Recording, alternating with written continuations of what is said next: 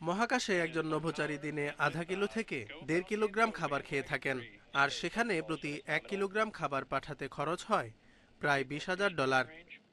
মহাকাশে ভ্রমণের ক্ষেত্রে সবচেয়ে বড় বাধা বহনকৃত বস্তুর ওজন। তাই খাবার থেকে শুরু করে জ্বালানি কিংবা ওষুধ প্রতিটি উপাদানই নিতে হয় মেপে মেপে। এ অবস্থায় মহাকাশে এসব তৈরি করতে যৌথভাবে গবেষণা শুরু করেছেন ইম্পেরিয়াল কলেজ লন্ডন ও ফ্রন্টিয়ার স্পেসের বিজ্ঞানীরা। এই প্রকল্পের লক্ষ্য হলো মহাকাশে খাদ্য উৎপাদন করা। পৃথিবী থেকে আমাদের প্রয়োজনীয় সবকিছু আনা সত্যিই কঠিন। একবার ভাবুন, একজন মহাকাশচারী প্রতিদিন আধা কিলো থেকে 1.5 কিলোগ্রাম খাবার খান, এবং আমরা মহাকাশে যে প্রতি কিলোগ্রাম পাঠাই তার দাম $20,000, যা খুবই ব্যয়বহুল।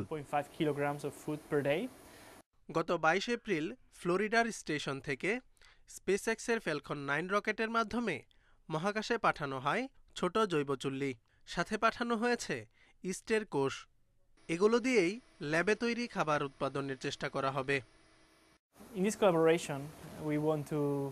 ব্যাকটেরিয়া ও ইস্টের মতো মাইক্রো অর্গানিজম দিয়ে পৃথিবীতে বিভিন্ন উপাদান তৈরি হচ্ছে।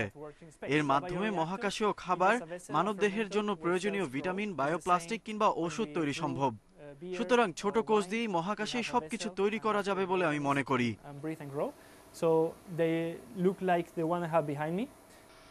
এর আগে 2021 সালে আন্তর্জাতিক মহাকাশ স্টেশনে প্রথমবারের মতো মরিচ চাষের কথা জানায় নাসা।